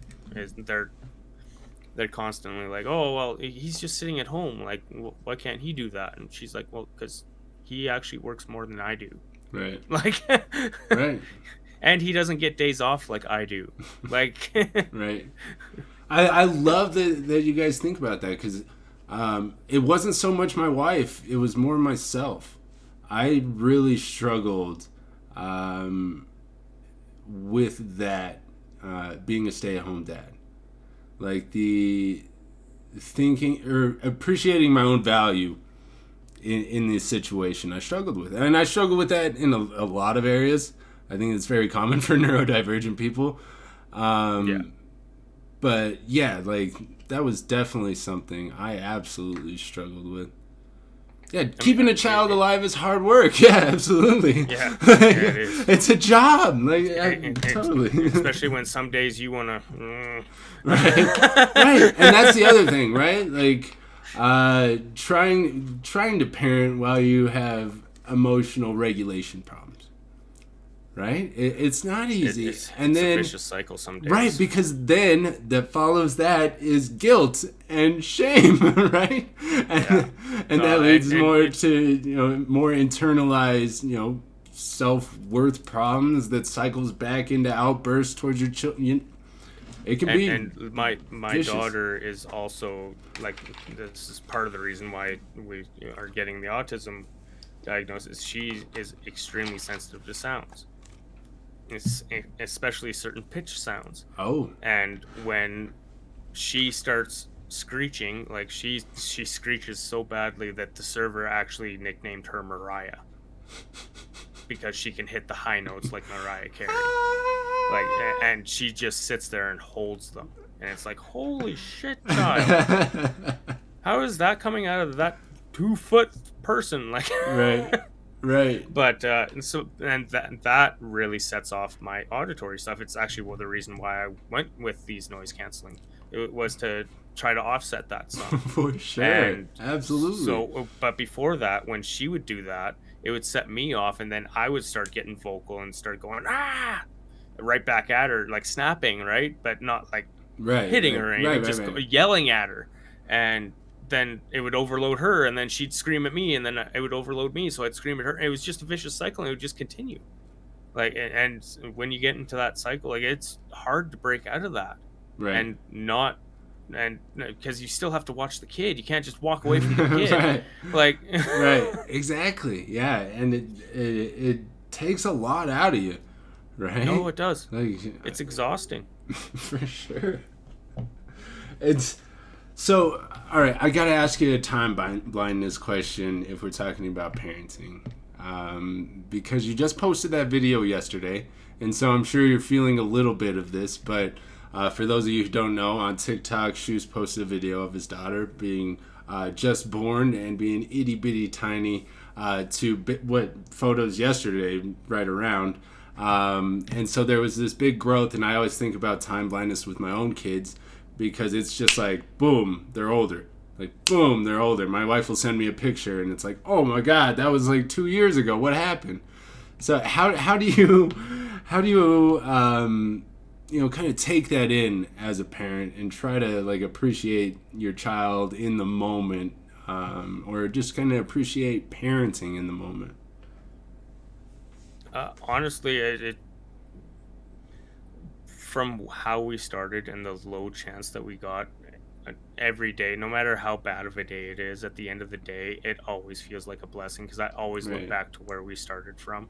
Which is why I posted that video, because I always look back to then, and it puts it in perspective for me. Yeah. Like, especially on those bad days, like, you know what? We might not even be here right now.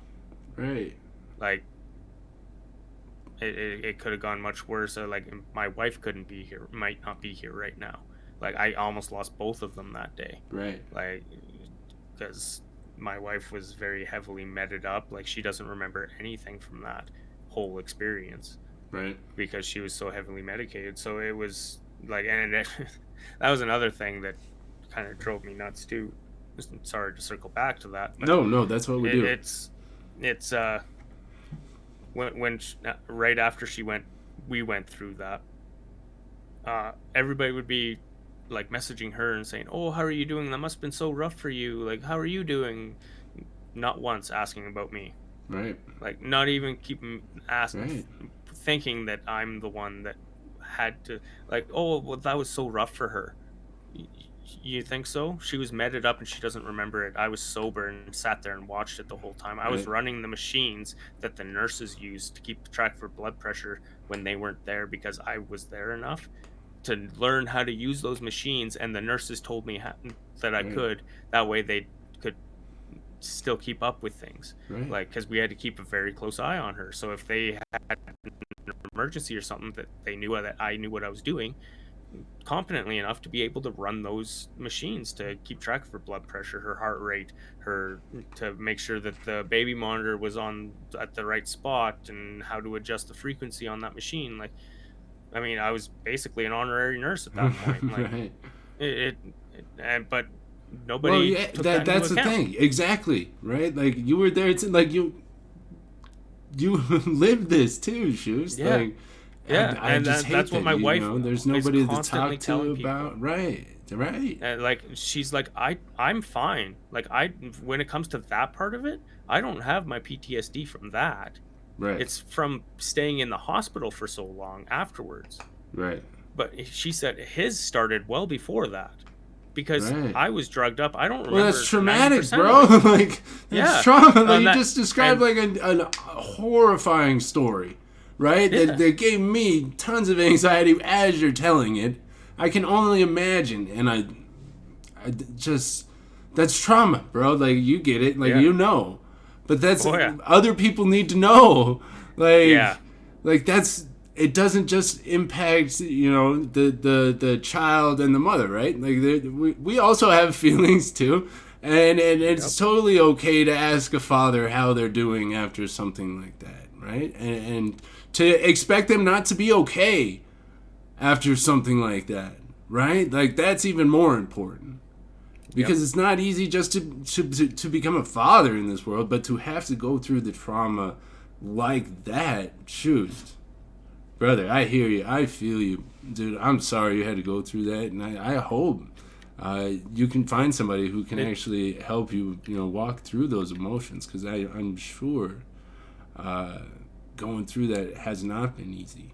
no. One father No, it to hasn't. another. I'm sorry you're going through it. I appreciate that. It hasn't been easy, but thankfully it wasn't too long after being bounced around clinics for PTSD that I actually found the squirrel station in the community, and that actually probably saved my life, to be honest. Right. Right. So, yet another reason why I do what I do. Right. And you do it so well. Like that's, this has been such a great conversation. Like really, really good. Like I wasn't expecting to go this emotional, Shoes. Like we talk a lot. Like don't get me wrong, but you haven't made me cry before, so congratulations on that. I do want to talk a little bit more about the friendships that you've made in the community, Yeah. because we'd be a bit remiss without talking about like the amazing people that we get to interact with on a daily basis, just because we're tied into this community so much. So Yeah. why don't you talk about some of your friends and some of the cool stuff they do? No, I mean, I've made so many friends since joining this community. So many.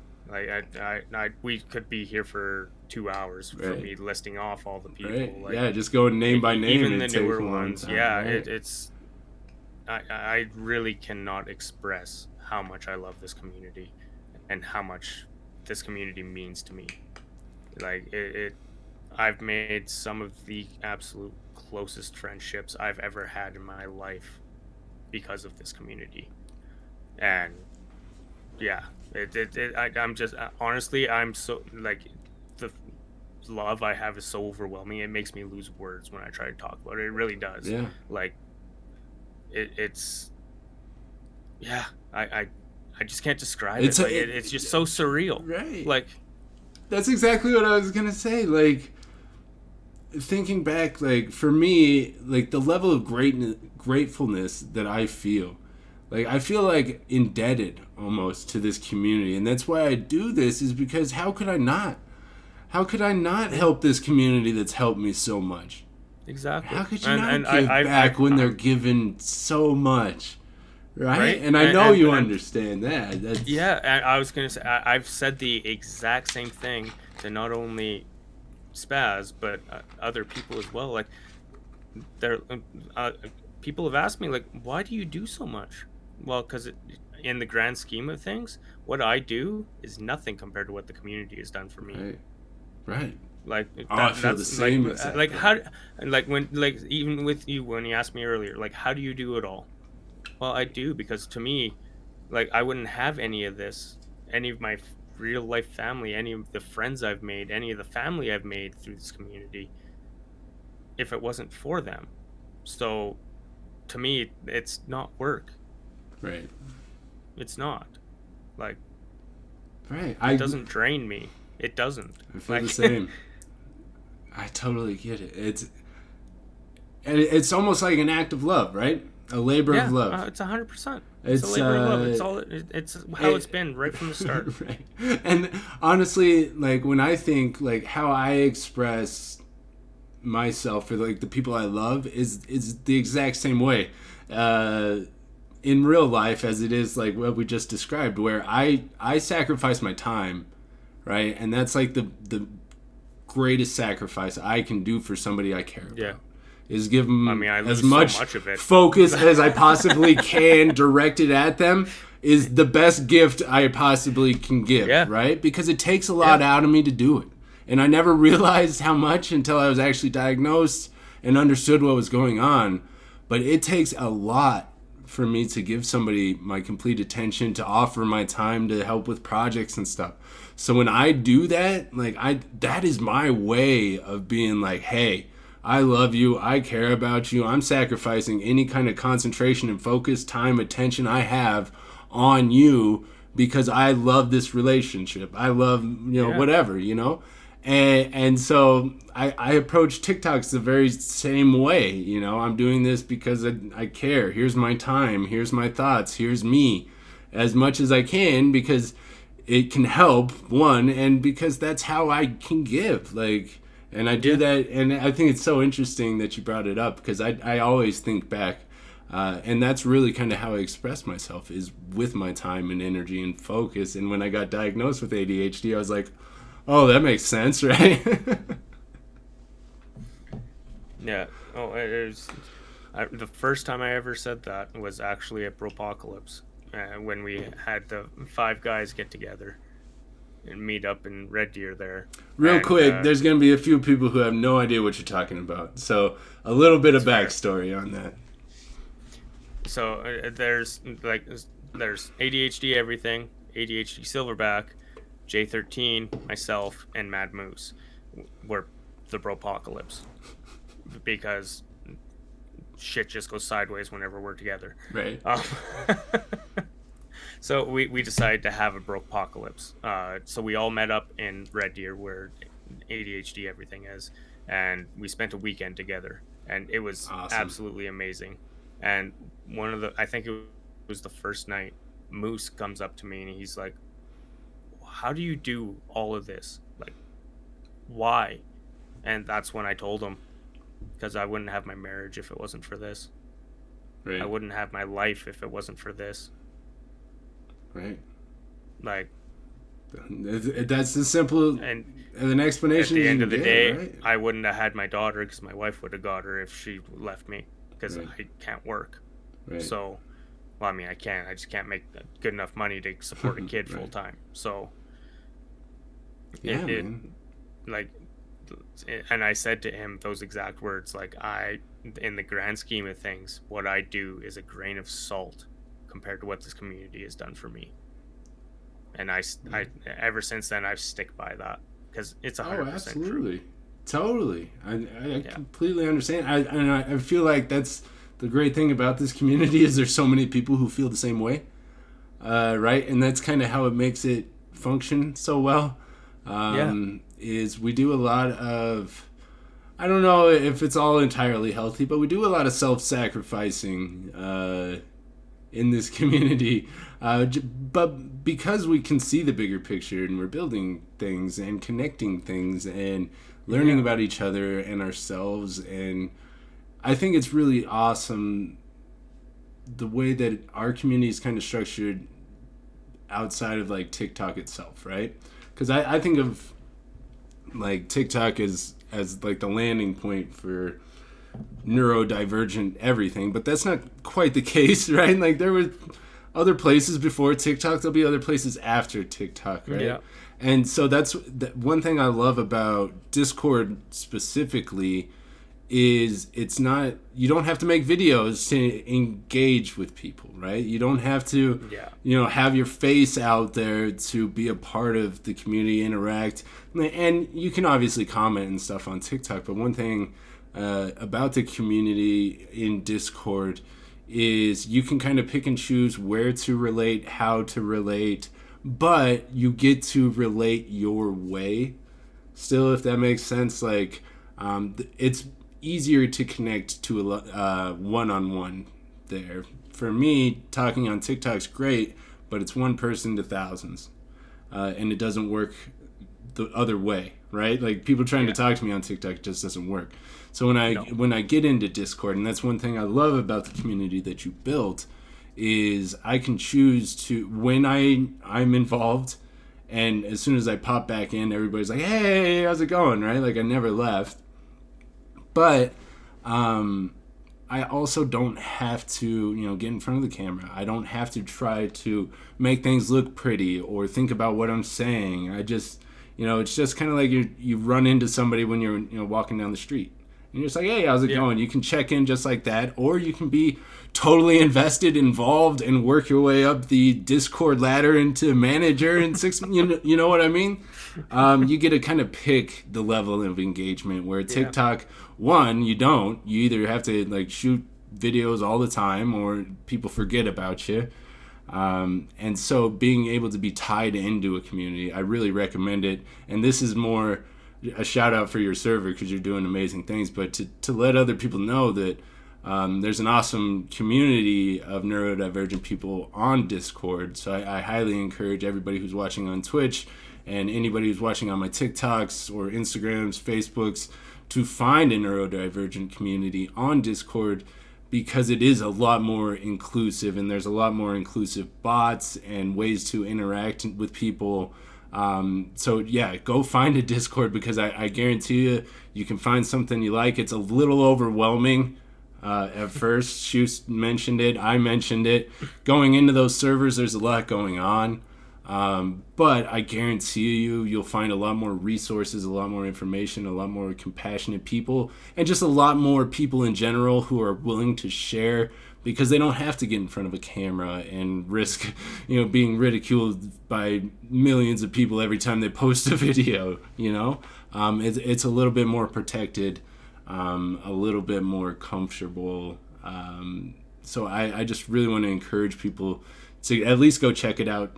Shoost, why don't you tell people a little bit about Discord and the community that you have there, and like why you like it so much compared to, like, because you could be on Facebook Messenger or Facebook pages or whatever, doing it over there. Why do you like the Discord setup so much? It's like you say, it's very customizable, and as neurodivergents, we have a lot of different interests, and that's why it's so overwhelming, is because we have so many different channels so that you can put your things in Right. that you want. One thing I will add to that is that if you do join, we did add an option to make it less overwhelming. It's still going to be slightly overwhelming, but if you go to the roles and pronouns and go to the bottom, you can see a reaction list. You can pick tourist, and it makes it so that you only have the town square open, basically, which is the common place for all the creators, rather than having everything.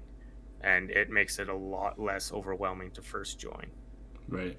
Yeah, that's a But great I idea. mean, I do love this community so much for its inclusivity, and like just anybody being able to join Right. that and feel safe, no matter what kind of home life they have, no matter, like, they can feel like they can share whatever they're going through and be able to voice it, and for people to listen, Right. And and not not only just listen, understand. Like and that. Ooh. understand, and not just try to fix things, but to just be there and be like, "Hey, I understand, I hear you, like, Right. you are loved, you are valid, you deserve that love," like, and being able to move on. Like, it's such an amazing community. Like, I can't say enough good things about it.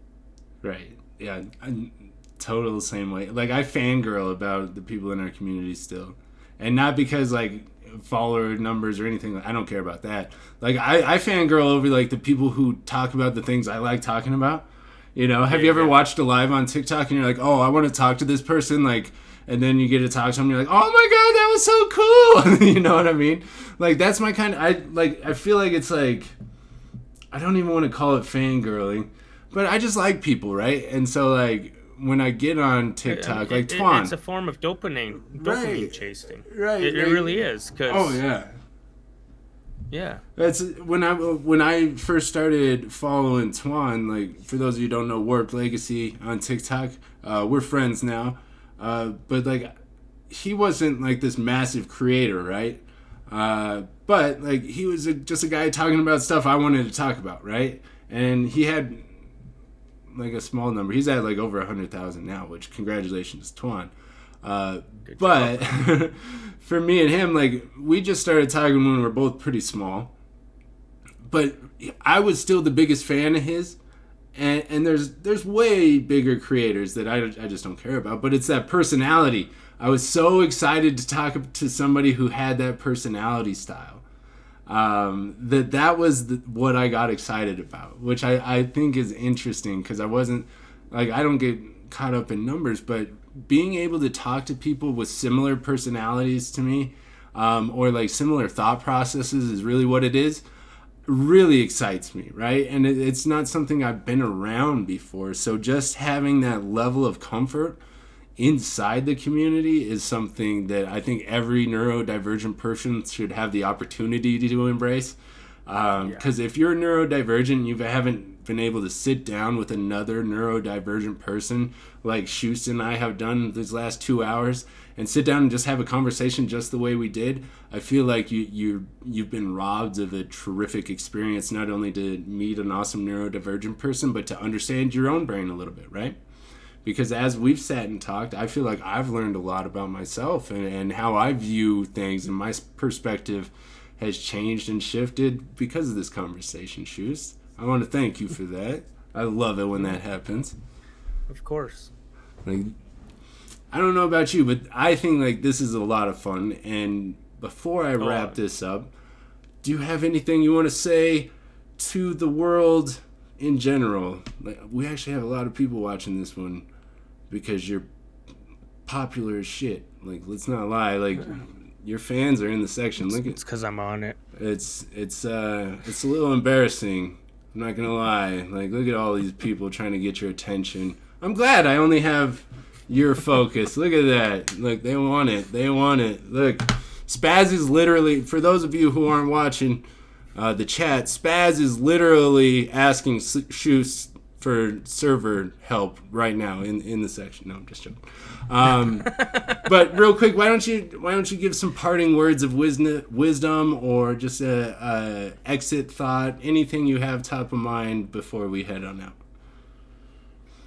Honestly, for me, and this sounds really cliche, but this is how I try to go about my everyday life, is given my past and everything. Like, honestly, no matter how bad your day is, it could be worse. And while it's okay to not feel great on those bad days, remember that it does get better. Terrific. Yeah.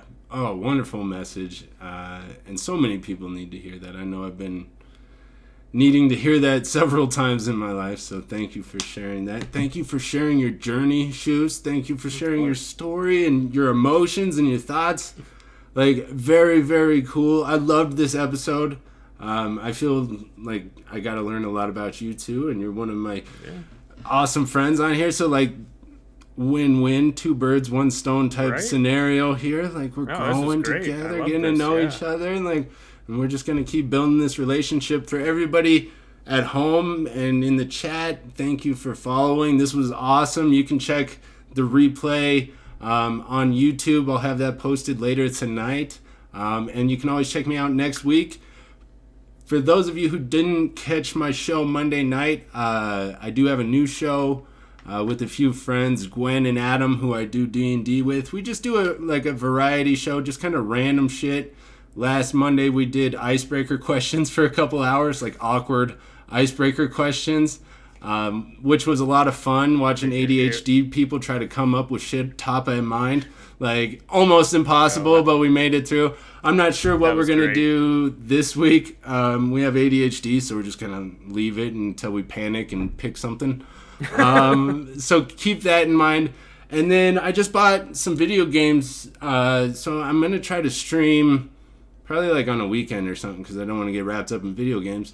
So if you want to hang out and play some video games and just talk to me about life while I play video games, you can probably do that with me on the weekends sometime. So I'm trying to open myself up on Twitch and just try to be live and more interactive, because people tell me I'm supposed to talk to all my fans, which is weird, Shoost. I'm not going to lie, talking to people, this many people, it's a lot of people. Like, how am I supposed to talk to this many people? I mean, honestly, 2 years ago, I was talking to 5 people a day.